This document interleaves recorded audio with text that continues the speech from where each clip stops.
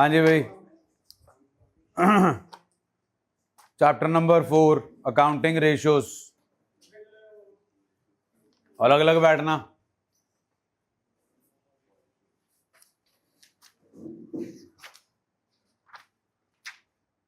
हाँ भाई, ratios when calculated on the basis of accounting terminology is known as accounting ratios.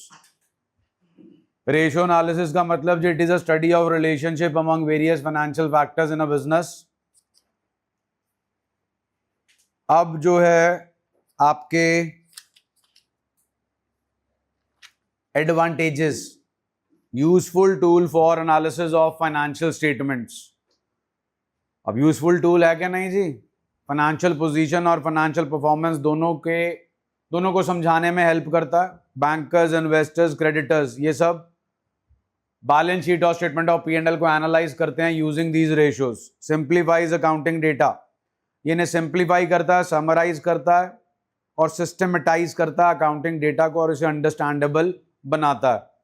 उसके बाद जी useful in assessing the operating efficiency. Example जी आपकी working capital turnover ratio. Useful for forecasting, the trend of ratios is analysed and used as a guide for future planning. Useful in locating weak areas of the business. Even though the overall performance may be good, the management can then pay attention to the weakness and take remedial action. Interfirm और intrafirm comparison तभी possible होगा जब आपने अपने business का ratio analysis किया होगा। Limitations जी, false results कहाँ से बनती हैं ratios? Financial statements, अगर वही गलत होंगी तो फिर जी ratios भी गलत होंगी। Qualitative factors are ignored, yes. Lack of standard ratio, कुछ रेशो के स्टैंडर्ड हैं लेकिन सब रेशो का स्टैंडर्ड नहीं है। May not be comparable, आपकी company firm straight line method use कर रही है, दूसरे की return down value method use कर रही है, comparison not possible. Price level changes को जी हम इग्नोर करते हैं अकाउंटिंग में, वही जो लिमिटेशन है वो रेशियो एनालिसिस में भी आती है। विंडो ड्रेसिंग जी, manipulation of books of accounts. उसके बाद जी पर्सनल बायस, जो बना रहा है जी आपका फाइनेंशियल स्टेटमेंट्स, उसने जो भी अकाउंटिंग पॉलिसीज चूज की हैं उसकी वजह से पर्सनल बायस आएगा। चलिए, उसके बाद आता है जी क्लासिफिकेशन ऑफ रेशियोज। क्लासिफिकेशन और टाइप्स ऑफ रेशियोज। बेटा उसको फैन को बंद कर दो, दो एसी चला रखे हैं तुम्हारे लिए।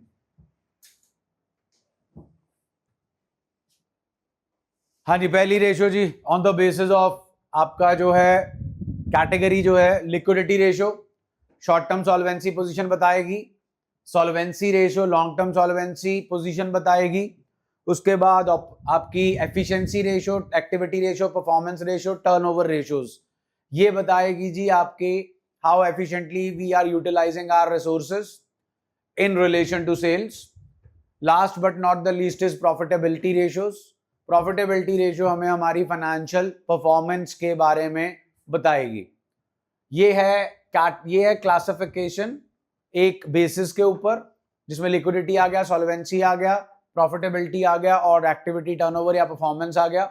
एक और क्लासिफिकेशन है on the basis of financial statements used to calculate the ratio. अगर आपकी किसी रेशियो के फॉर्मूला में सिर्फ बैलेंस शीट के कंपोनेंट्स यूज हो रहे हैं, उन्हें बैलेंस शीट रेशियोज या पोजीशन स्टेटमेंट रेशियोज बोला जाता है।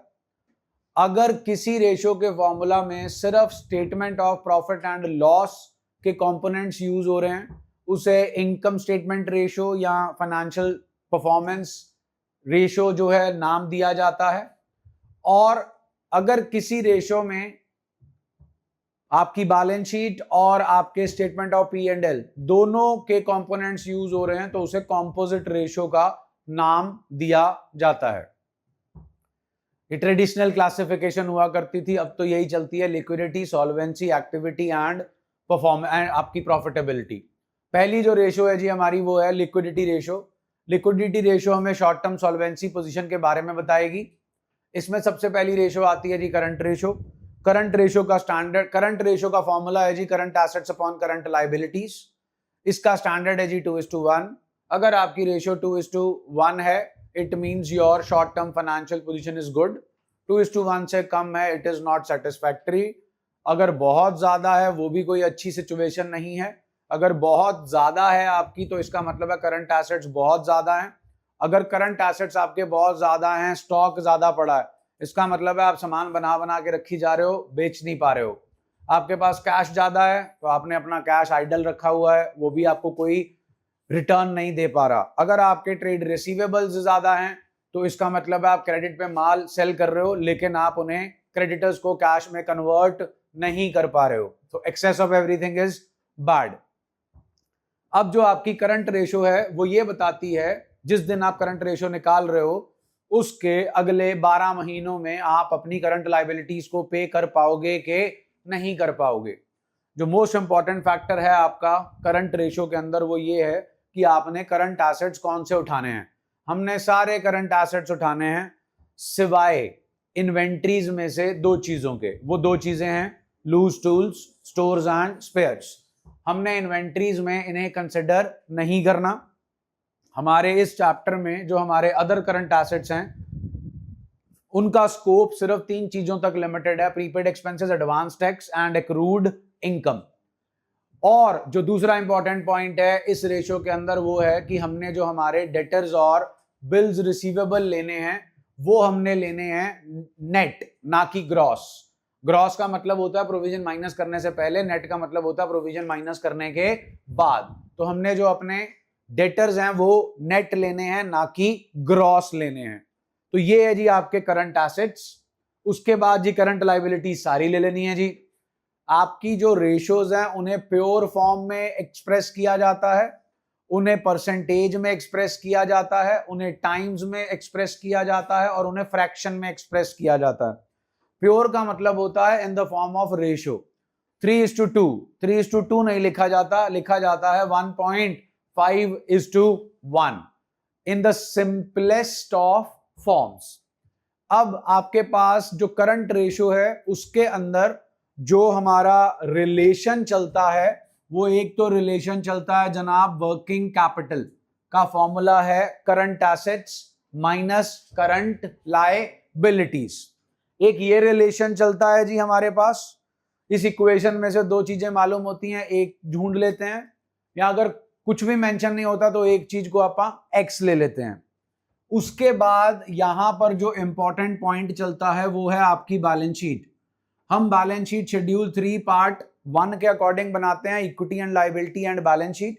ये बैलेंस शीट आप लोग जो है बहुत बार बनाते आए हो, तो हम उसी जो हमारा वर्टिकल फॉर्मेट है उसे चेंज कर देते हैं। हम बना देते हैं non current assets and current assets. इधर हम लेकर आते हैं share holder fund, non current liability and current liability. Total of assets will always be equal to total of liabilities. अगर बैलेंस शीट की लायबिलिटी साइड को, और शुड आई से इक्विटी एंड लायबिलिटी साइड को 3 पार्ट्स में divide करना है तो 3 पार्ट्स आपके सामने हैं, share holder fund, non current liability and current liability. Non current liability को LTD भी बोला जाता है, that is long term debt. Current liability को STD बोला जाता है जी, that is short term debt. अगर इसी लायबिलिटी साइड को मेरे को 2 पार्ट्स में डिवाइड करना है तो वो 2 पार्ट्स हो गए जनाब TD। TD stands for total date, और ऊपर वाली चीज शेयर होल्डर फंड।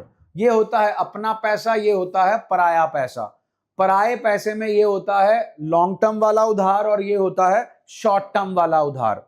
अब हमें गेम यहां से यहां खेलनी भी आनी चाहिए और यहां से यहां खेलनी भी आनी चाहिए। अगर मैं आपको बोलूं मेरे को ढूंढना है करंट लायबिलिटी, क्या, और मेरे को नॉन करंट एसेट्स और करंट एसेट्स दे रखे हैं, तो मैं इन दोनों को क्या कर दूंगा, वो क्या देगा मेरे को, वही टोटल किसका होगा, उसी टोटल लायबिलिटी में से इन दोनों को क्या कर देंगे तो क्या आ जाएगा। क्लियर है जी। ये हो गया हमारा सेटअप केडी रेशो का, करंट रेशो का, केडी रेशो का। फिर एक रेशो आती है जिसका नाम है quick ratio. KD ratio, quick ratio जी। उसके बाद है एसिड टेस्ट रेशो जी, लिक्विड रेशो जी। ये तीनों एक ही रेशो के नाम है, एक और नाम है अगर आपसे क्वेश्चन में मांगी जा रही है केडी रेशो, लिक्विडिटी रेशियोज में दो ही रेशियोज हैं, एक करंट और एक क्विक, लेकिन अगर आपसे सिंपली बोले फाइंड आउट लिक्विडिटी रेशियो, तो आपका आंसर होगा liquidity ratio is equal to quick ratio. अब इसका फॉर्मूला क्या है? क्विक रेशियो बोलेंगे तो quick assets upon current liabilities, liquid ratio बोलेंगे तो liquid assets upon current liabilities. Current ratio का स्टैंडर्ड, क्विक रेशियो का स्टैंडर्ड 1:1। करंट रेशियो बताती है जिस दिन आप करंट रेशियो निकाल रहे हो उसके 12 महीने के अंदर अंदर क्या आप अपनी करंट लायबिलिटीज को पे ऑफ कर पाओगे कि नहीं कर पाओगे। क्विक रेशियो आपको बताती है जिस दिन आप क्विक रेशियो निकाल रहे हो अगर उसी दिन सारी करंट लायबिलिटीज अराइज हो गई तो क्या आप उन्हें पे कर पाओगे कि नहीं पे कर पाओगे, ये बताती है quick ratio. Which is a better indicator of short-term solvency position? Quick ratio is a better indicator of short-term solvency position. अब करंट रेशियो और क्विक रेशियो के बीच का, करंट रेशियो का formula current assets upon current liability, current assets और quick assets के बीच का difference. Current assets और quick assets के बीच का डिफरेंस है दो चीजें, एक इन्वेंट्री जी और एक अदर करंट एसेट्स। ये लिखा मैंने current assets minus quick assets. Inventory जो है जब हम करंट रेशियो निकालते हैं, करंट एसेट्स लेते हैं, उसमें से ऑलरेडी दो चीजें हम कंसिडर नहीं करते, loose tools, stores and spares. उसके बाद चार चीजें बचती है जी, raw material, work in progress, finished goods and stock and trade. लेकिन जब हम क्विक रेशियो की बात करते हैं, हम क्विक एसेट्स की बात करते हैं, हमने इन्वेंट्री के 6 में से एक भी आइटम को कंसिडर नहीं करना और अदर करंट एसेट्स को भी कंसिडर नहीं करना। अदर करंट एसेट्स में तीन ही चीजें होती हैं, prepaid expenses, accrued income and advance tax, हमने उन्हें कंसिडर नहीं करना। अब अगर मेरे क्वेश्चन में ये दोनों रेशियोज इकट्ठी आती हैं एक क्वेश्चन के अंदर और हमें इसके बारे में कोई इंफॉर्मेशन गिवन नहीं है, तो हम यही मानेंगे कि बेसिकली करंट एसेट और क्विक एसेट के बीच के डिफरेंस का कारण है कौन? इन्वेंट्री। कौन है कारण? इन्वेंट्री। तो जब हमारी दोनों रेशियोज आ जाती हैं तब हमें हो सकता है क्वेश्चन में इन्वेंट्री ढूंढनी हो सकता है करंट एसेट ढूंढना हो सकता है क्विक एसेट ढूंढना हो। तो इस रिलेशन को हम जो है वो अपने क्वेश्चन में यूज करते हैं to find out the missing value. Current ratio का स्टैंडर्ड 2:1 है जी, क्विक रेशियो का स्टैंडर्ड 1:1 है। यही दो रेशियोज आती हैं जी आपकी कौन सी रेशियो के अंदर? Liquidity ratios. तो जी अगर आपका क्विक रेशियो 1:1 है, it means your short term solvency position is good, you are safe. और अगर 1 से कम है, it means your short term solvency position is not good. अगर आपकी करंट लायबिलिटीज ड्यू हो जाती हैं तो आपके पास सफिशिएंट क्विक एसेट्स नहीं है टू पे ऑफ योर करंट लायबिलिटीज। ये है जी आपकी पूरी दोनों रेशियोज का ओवरव्यू। अब आओ जी इलस्ट्रेशंस करते हैं इनकी। इलस्ट्रेशन 1, फटाफट जी, इलस्ट्रेशन 1।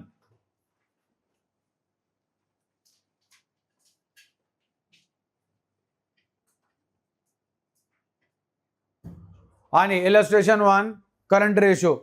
ले आओ जी करंट एसेट्स, फटाफट बोलो। हाँ जी बिल्कुल जी बिल्कुल। अच्छा करंट एसेट्स, करंट एसेट्स खत्म हो गए जी। करंट लायबिलिटीज, हाँ जी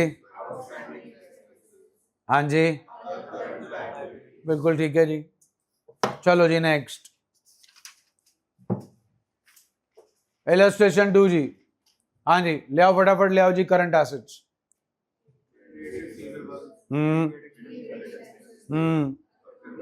हाँ जी हाँ जी हाँ जी हाँ जी। करंट लायबिलिटीज, हाँ जी। इलस्ट्रेशन 3 जी, ले आओ करंट एसेट्स। हाँ हाँ हाँ हाँ, that's it. Current liabilities please. हाँ हाँ डन जी। चलिए नेक्स्ट इलस्ट्रेशन जी। क्या क्या गिवन है बताइए। ठीक है जी, ठीक है जी, ओके, हाँ जी, और बोर्ड पे ये बनाई थी ना जी, इसी इलस्ट्रेशन के लिए बनाई थी। टोटल एसेट्स मालूम है कितना है? Fixed assets, non current investments, total जी, अब इतना तो पता होगा जी कि फिक्स्ड एसेट्स और नॉन करंट इन्वेस्टमेंट दोनों किसका पार्ट है? नॉन करंट एसेट्स का। जनाब करंट रेशियो चाहिए, बोलो उसके लिए क्या चाहिए होता? एंड चलो लाइबिलिटी साइड का सामान बताओ क्या क्या गिवन है, ले आओ ले आओ। नॉन करंट लाइबिलिटी ले आओ 750। Total of asset should always be equal to total of, तो जनाब चेक कर लो एसेट साइड पे सब कुछ मालूम है सिवाय करंट एसेट्स के। टोटल एसेट्स में से फिक्स्ड एसेट्स और नॉन करंट इन्वेस्टमेंट्स माइनस कर दो, you will get current assets. Total liabilities में शेयर होल्डर फंड और नॉन करंट लाइबिलिटी माइनस कर दो, यू विल गेट मुग्गी का नहीं जी। नेक्स्ट, हाँ जी क्या गिवन है अब आपको इलस्ट्रेशन 5 में? और हाँ वर्किंग कैपिटल का फॉर्मूला बोलो। तो ध्यान दो जी, हमें वर्किंग कैपिटल गिवन है यस और नो, करंट एसेट्स गिवन है यस और नो, ये माइनस कर, ये गिवन नहीं है जी, ये गिवन है, ये गिवन है, निकल जाएगी जी। करंट लायबिलिटी केडी रेशियो चाहिए जी? करंट एसेट्स आ गए जी, करंट एसेट्स हैं जी, करंट लायबिलिटीज हैं, निकल जाएगी जी। क्या करंट रेशियो, एक एक्स्ट्रा चीज दे रखी है सिर्फ कंफ्यूज करने के लिए, कुछ नहीं करना जी, उसका करंट एसेट्स में ऑलरेडी इंक्लूडेड है। नेक्स्ट इलस्ट्रेशन 6 जी, स्टार लगा हुआ है, जिन्होंने नहीं किया चैप्टर लगा लो। इलस्ट्रेशन 6, हाँ जी, current assets please, inventories please, working capital, calculate what, okay जी। अब बताइए करंट रेशियो के लिए जो करंट एसेट्स चाहिए होते हैं उनमें loose tools and stores and spares लेना होता है कि नहीं लेना होता? ओके, वर्किंग कैपिटल का फॉर्मूला ले आओ। Current assets 5 lakh, current liabilities working capital 2 lakh, जनाब करंट लायबिलिटीज आ गई 3 लाख। प्लीज बताइए मैंने करंट एसेट्स कितने लिए इस पर्टिकुलर इक्वेशन के लिए? पूरे, inclusive of inventories which are inclusive of loose tools, stores and spares। Working capital होती है वो कैपिटल जो हमारे पास बचती है करंट लायबिलिटीज को माइनस करने के बाद, चाहे लूज टूल्स है, चाहे स्टोर्स एंड स्पेयर्स हैं, पैसे देके खरीदे गए हैं, यस और नो। अब पॉइंट आता है कि मेरे को निकालनी है current ratio, current assets for current ratio. हाँ भाई कितने करंट एसेट्स है हमारे पास, लेकिन इसमें कौन इंक्लूडेड है? And spare, loose tools and कितने? तो 525 में से 75 गए जी, 450 कितने आ गए जी? तो ध्यान दीजिए हमने जो करंट एसेट्स हैं वो 2 बार यूज किए हैं। कितनी बार? सुना नहीं जी, एक बार जो है अलग लिए हैं, दूसरी बार अलग लिए हैं। एक बार का पर्पस था करंट रेशियो निकालना और एक बार का पर्पस था वर्किंग कैपिटल निकालना। So current assets are used in 2 different manner here. ये आपका इंपॉर्टेंट पॉइंट है इसके अंदर, ऑब्जेक्टिव टाइप में बहुत इंपॉर्टेंट है जी। चलिए नेक्स्ट इलस्ट्रेशन 7 जी, हाँ जी क्या गिवन है अपने को? और हाँ भाई बोर्ड पे, टोटल एसेट्स में से नॉन करंट एसेट्स माइनस हो गए तो क्या आएगा? आ गए जी करंट एसेट्स, जल्दी बोलो। वर्किंग कैपिटल और करंट एसेट से क्या आ जाएगा? करंट, चलो जी करंट एसेट्स भी आ गए और करंट लायबिलिटीज भी आ गई। क्या बन गया जी? चलिए जी नेक्स्ट इलस्ट्रेशन प्लीज। हाँ जी क्या गिवन है जनाब? और वर्किंग कैपिटल और करंट लायबिलिटी क्या देंगे? करंट एसेट्स आ गए, करंट लायबिलिटीज आ गई, क्या आ जाएगा जी?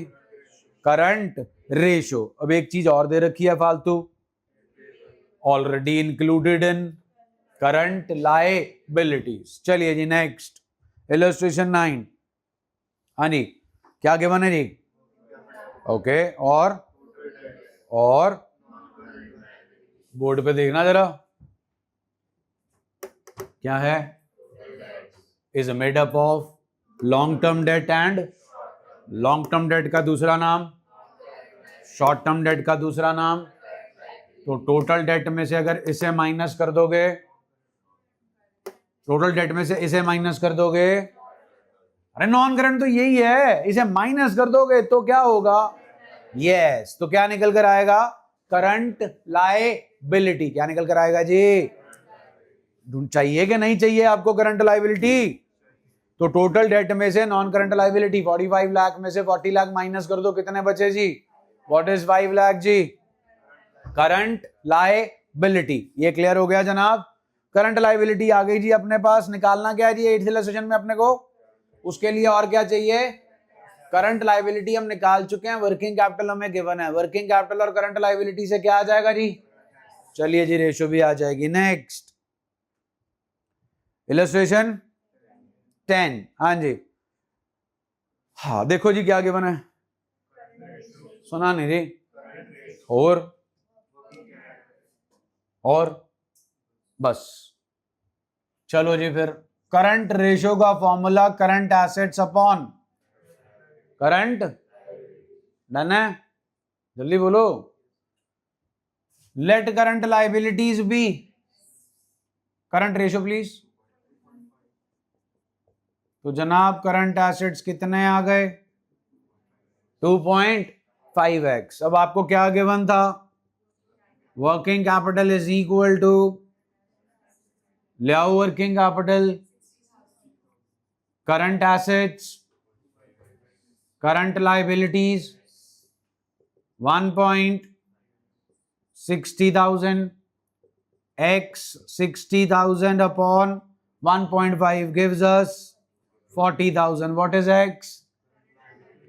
How much is the current assets into 40,000? तो जब हमें करंट रेशो गिवन है और करंट रेशो के component that is current asset current liability में से कुछ भी गिवन नहीं है, तब हमें एक चीज को क्या लेना पड़ता है? x। चलिए जी नेक्स्ट, इलस्ट्रेशन 11 जी। हाँ जी, क्या गिवन है? और ट्रेड पेबल और अदर करंट लायबिलिटी को ऐड करूं तो क्या मिलेगा? Current liability. वर्किंग कैपिटल और करंट लायबिलिटी क्या दे देंगे? आगे जी करंट एसेट्स और करंट लायबिलिटीज। नेक्स्ट, हाँ जी, इलस्ट्रेशन 12, केडी कैपिटल जी। और जी total liabilities, 12 standard company accounts balance sheet, liability side is known by the name of liabilities के equity and liabilities. What does equity stands for? Share holder. Who are share holders? Owner का पैसा और उधार पैसा। अब उन्होंने total liability बोला कि टोटल इक्विटी एंड लायबिलिटी बोला? सुना नहीं? टोटल। यहां क्या पड़ा अपने पास? टोटल लायबिलिटी अदर देन क्या लिखा है? तो बताओ जी, are they talking about this thing और are they talking about this thing?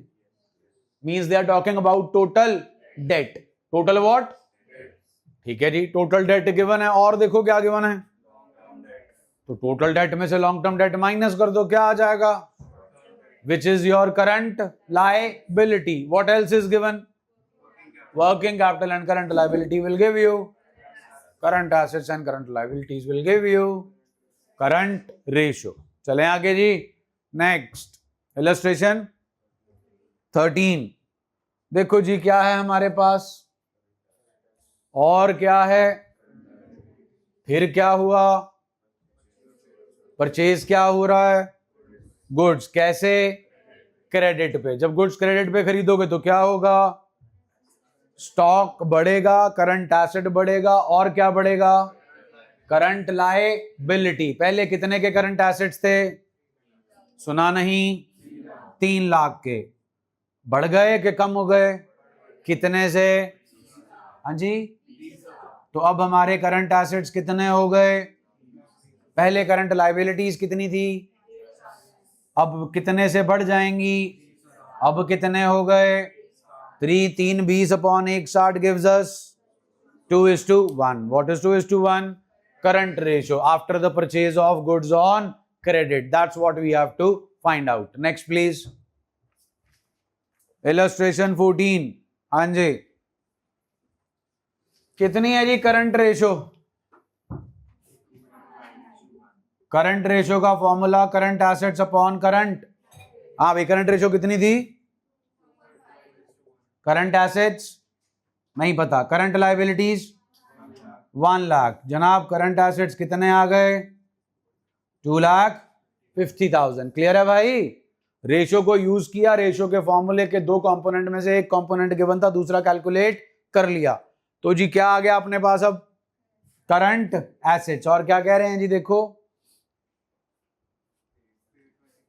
Paid 25,000 to a, तो जनाब हमारे पास करंट एसेट है 250 और करंट लायबिलिटीज हैं 1 लाख। अब हम क्रेडिटर को क्या कर रहे हैं, pay, journal entry please, creditor account debit to bank account, creditor की नेचर बढ़ जाएगी कम हो जाएगी, पहले कितनी थी, कितना पे किया, बचे कितने, तो करंट लायबिलिटी आ गई 70, करंट एसेट्स कितने के थे, कितने का पैसा चला गया, बचा कितने का, 225 अपॉन 75 गिव्स अस, यही मांगा है जी हमसे। नेक्स्ट, हाँ जी, गिवन है जी अपने को करंट एसेट्स और करंट लायबिलिटीज, बोलो भैया एक पिक खिंच दो प्लीज ਉਹਦੇ ਵਿੱਚੋਂ।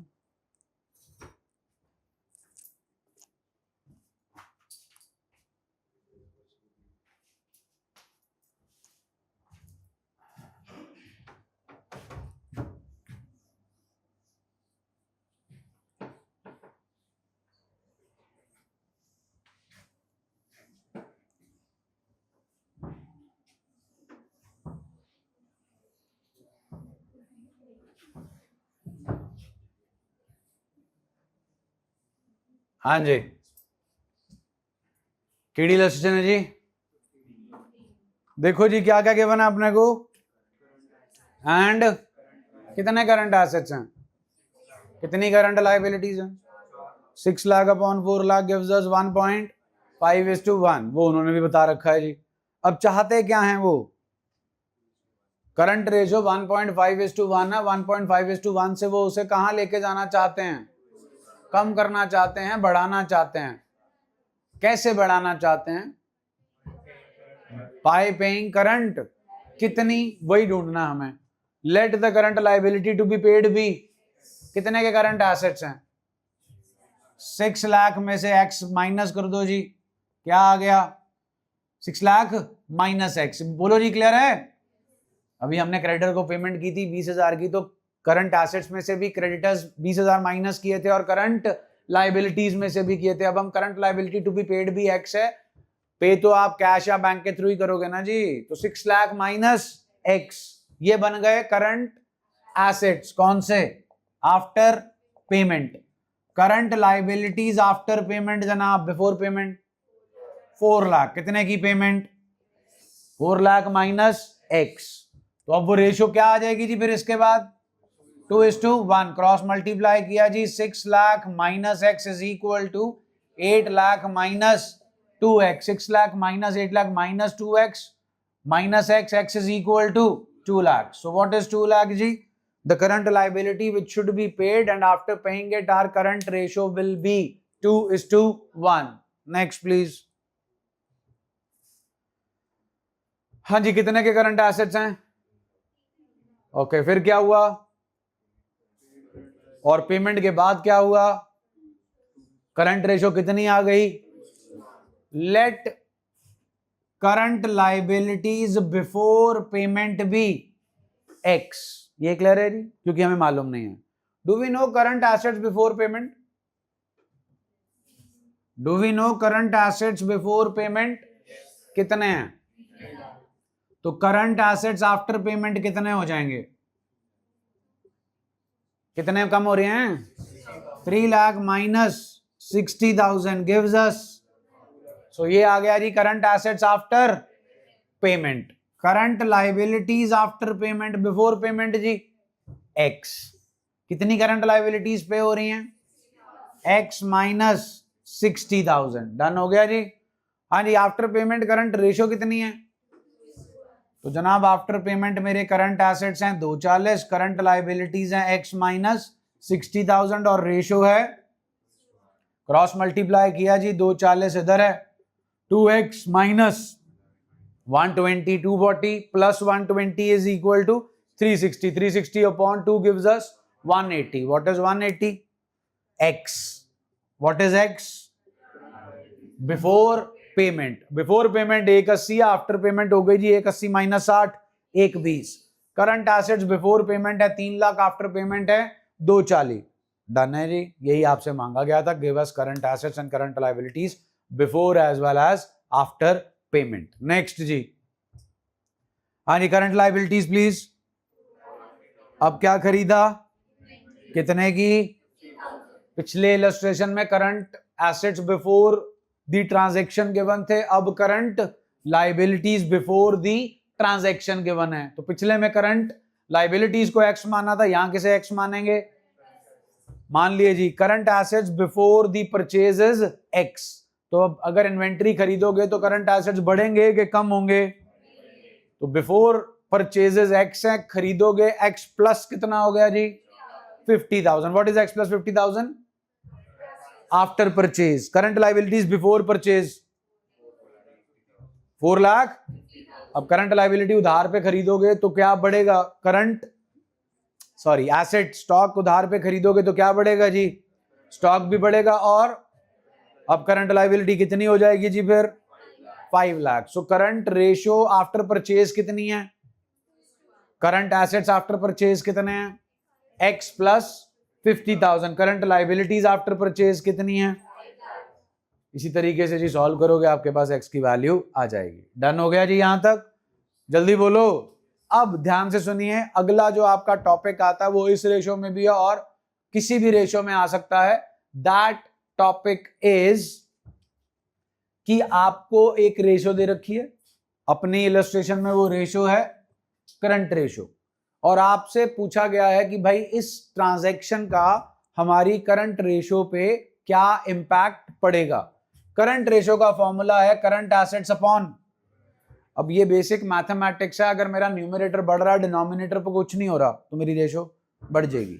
मेरा न्यूमरेटर कम हो रहा है डिनोमिनेटर को कुछ नहीं हो रहा, मेरी रेशो कम हो जाएगी। मेरा numerator as it is denominator बढ़ रहा है, रेशो कम हो जाएगी। Numerator as it is denominator कम हो रहा है, रेशो बढ़ जाएगी। न्यूमरेटर बढ़ रहा है डिनोमिनेटर कम हो रहा है, न्यूमरेटर बढ़ रहा है डिनोमिनेटर कम हो रहा है, बढ़ जाएगी। डिपेंड कुछ नहीं करता, हर सिचुएशन में बढ़ेगी। न्यूमरेटर बढ़ रहा है डिनोमिनेटर कम हो रहा है, तो न्यूमरेटर मेरा बढ़ गया डिनोमिनेटर मेरा कम हो गया, what ever the situation is my ratio will increase. मेरा न्यूमरेटर कम हो रहा है डिनोमिनेटर बढ़ रहा है, what ever the situation is ratio will decrease. पंगा तब पड़ता है जब दोनों चीजें बढ़ती हैं बाय सेम अमाउंट, या दोनों चीजें कम होती हैं बाय सेम अमाउंट। यहां पर आकर प्रॉब्लम है, बाकी तो बेसिक मैथमेटिक्स है न्यूमरेटर एंड डिनोमिनेटर का। अब ये दोनों चीजें बढ़ रही हैं या दोनों चीजें कम हो रही हैं, इससे रेशो पे क्या इंपैक्ट पड़ेगा उसको डिसाइड करने का फैक्टर ये रेशो ही है। अब ध्यान से सुनिए, आपकी रेशो यहां होगी ये, यहां होगी ये, यहां होगी ये। I hope you know the science. This is greater than and this is less than. तो यहां तो आपकी गिवन रेशो 1 से या 1 से या इक्वल टू, ऑल कूल जी, जल्दी बोलो। जब हमारी गिवन रेशो है मोर देन, तो हमारा रिलेशन है इनडायरेक्ट। क्या है? और जब हमारी गिवन रेशियो है लेस देन 1 तो हमारा रिलेशन है, और जब हमारी रेशियो 1 है तो फिर कोई इंपैक्ट नहीं पड़ेगा, नो इंपैक्ट। चलो जी, रेशियो है हमारी 2:1, 2 लाख और 1 लाख, 2:1 है, 2 लाख और 1 lakh, greater than 1। Numerator denominator दोनों बढ़ा देते हैं 50-50 हजार से, तो न्यूमरेटर हो गया जी 250 और डिनोमिनेटर हो गया जी 150। ये बन गया जनाब 5:3, ये बन गया जनाब 1.67:1। What's the original ratio? Now is it increasing और decreasing? But both my numerator and denominator are increasing, but the ratio is decreasing. उसका रीजन बहुत सिंपल है जी, 50,000 का चेंज था, एक्चुअल थे 2 लाख, 50,000 का चेंज था, एक्चुअल था 1 लाख। तो अगर मैं इसकी परसेंटेज निकालूं तो मेरा न्यूमरेटर कितने से बढ़ा? 25%, लेकिन मेरा डिनोमिनेटर कितने से बढ़ गया? 50%। That's why my ratio is going down. तो इतना लॉजिक आपको लगाने की लोड़ नहीं, दिस इज योर जुगाड़। कि ग्रेटर देन 1 है तो क्या लगेगा? इनडायरेक्ट। लेस देन 1 होगा तो क्या लगेगा? डायरेक्ट। का मतलब है अगर दोनों चीजें बढ़ रही हैं तो रेशियो भी बढ़ेगी, दोनों चीजें कम हो रही हैं तो रेशियो भी कम होगी। ये आपको देखना है कि गिवन रेशियो क्या है, 1 है, इक्वल टू 1 है, मोर देन 1 है कि लेस देन 1 है। अगर क्या होगी? तो अगर इक्वल टू 1 है जनाब तो 1 lakh upon 1 lakh gives me 1:1। अगर मैं न्यूमरेटर 50,000 से बढ़ा दूंगा, डिनोमिनेटर भी 50,000 से बढ़ा दूंगा तो कितनी बढ़ेगी जी? 150 और 150, ratio will be still 1:1। Done हो गया जी। ये है आपका basic scenario which will be applicable to every ratio. अब आ जाओ रेशियो पे, ट्रांजैक्शंस पे। Illustration 18, illustration 18। हाँ जी, केड़ी रेशियो जी? गिवन केड़ी रेशियो है जनाब? And what's the given ratio? More than 1, less than 1, equals to 1। Direct, indirect? चलिए फिर पहली रीपेमेंट ऑफ करंट लायबिलिटी की क्या कर रहे हैं? करंट लायबिलिटी बढ़ रही है कम हो रही है? कैसे रीपे कर रहे हो? इज अ करंट एसेट, दोनों चीजें, रेशियो बढ़ जाएगी। नेक्स्ट, स्टॉक आ गया और कैश, करंट एसेट बढ़ भी गया और net effect on current asset, current liability no change, ratio no change. Next, 20,000 की चीज ना 25,000 की चीज क्या बेचा? Office equipment is a fixed asset. केड़ा एसेट? फिक्स्ड एसेट का करंट एसेट से कोई लेना देना, प्रॉफिट लॉस का कोई लेना देना, लेना देना तो है तो सिर्फ किस चीज का? Profit, sorry cash. हाँ भाई, पैसे आ रहे हैं कि नहीं आ रहे? सुना नहीं जी, आ रहे हैं। करंट एसेट बढ़ रहा है कि नहीं बढ़ रहा? करंट लायबिलिटी पे कोई चेंज?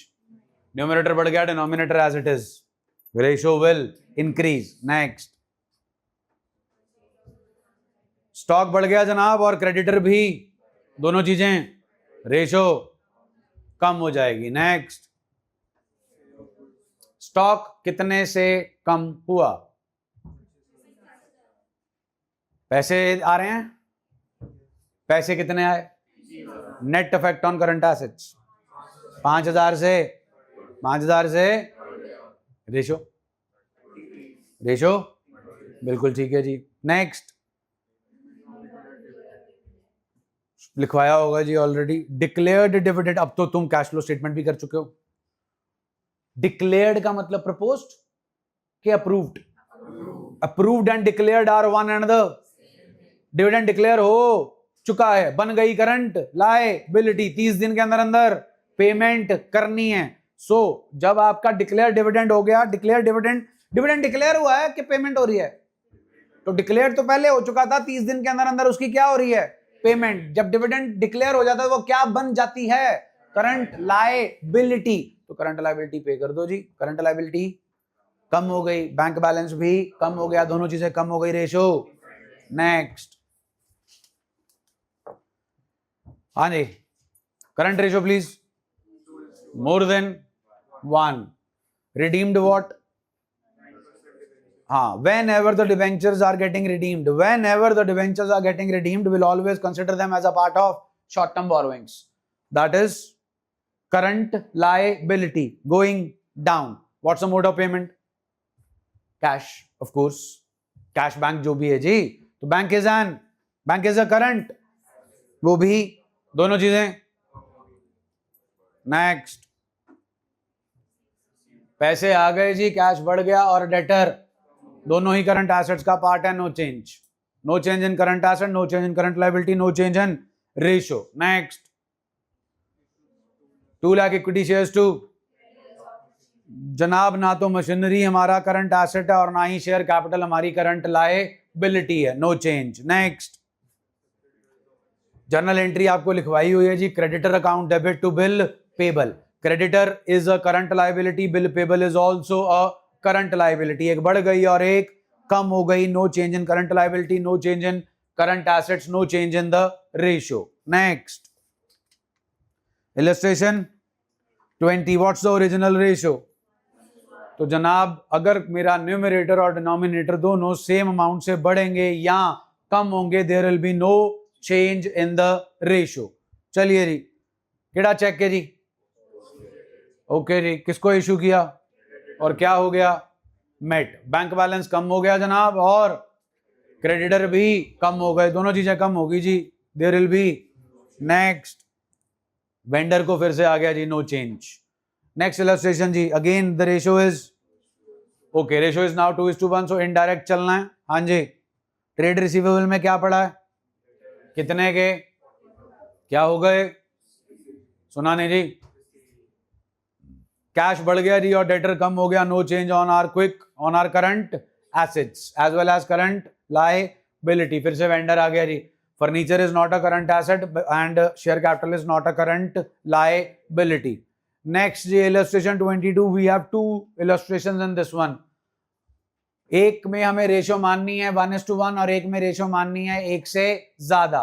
तो पहले सारा कर लेते हैं जी 1:1 में, फिर सारा कर लेते हैं 0.8:1. हाँ जी, 1:1. Cash paid to creditor.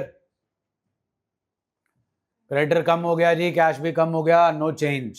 Next, journal entry होती है जनाब, bill payable to cash. Current asset भी कम हो गया जी, करंट लायबिलिटी भी कम हो गई. No change. Next, creditor to bill receivable. Journal entry होती है जी, क्रेडिटर करंट लायबिलिटी कम हो गई, बिल रिसीवेबल करंट एसेट कम हो गया. No change. नेक्स्ट, स्टॉक बढ़ गया, क्रेडिटर बढ़ गए, दोनों चीजें बढ़ गई. No change. नेक्स्ट, स्टॉक बढ़ गया, कैश कम हो गया. No change in current asset, no change in current liabilities. Next, ऊपर आपने क्रेडिटर को बिल रिसीवेबल एंडोर्स किया था, एंट्री थी क्रेडिटर टू बिल रिसीवेबल. जब ये डिसऑनर हो जाता है तो एंट्री बनती है debtor to creditor. Debtor current asset बढ़ गया, क्रेडिटर करंट लायबिलिटी बढ़ गया. No change. Next, current liability कम हो गई जी, कैश कम हो गया, दोनों चीजें कम हो गई. No change. नेक्स्ट, स्टॉक 20,000 से कम हुआ, पैसा 25,000 से बढ़ गया, करंट एसेट बढ़ गया, current liability no change, ratio will increase. Next, 25,000 की बुक वैल्यू वाला फर्नीचर 22,000 पे बेच दिया. फर्नीचर से कोई लेना देना नहीं, प्रॉफिट लॉस से कोई लेना देना नहीं. कैश 22,000 से बढ़ गया, current liability as it is, ratio will increase.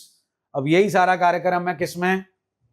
0.8:1. ध्यान से सुनिएगा, दोबारा नहीं करा रहा, बस इतना समझ लो. 0.8:1 है, इट मींस लेस देन. अगर 1 से कम है, 1 से, तो डायरेक्ट रिलेशन है. जहां जहां दोनों चीजें बढ़ रही थी, जहां दोनों चीजें, रेशियो भी, जहां दोनों चीजें कम हो रही थी, रेशियो भी कम होगी. और जहां एक बढ़ रही है, एक एज इट इज है, वो आपको नॉर्मल मैथमेटिक्स मालूम है.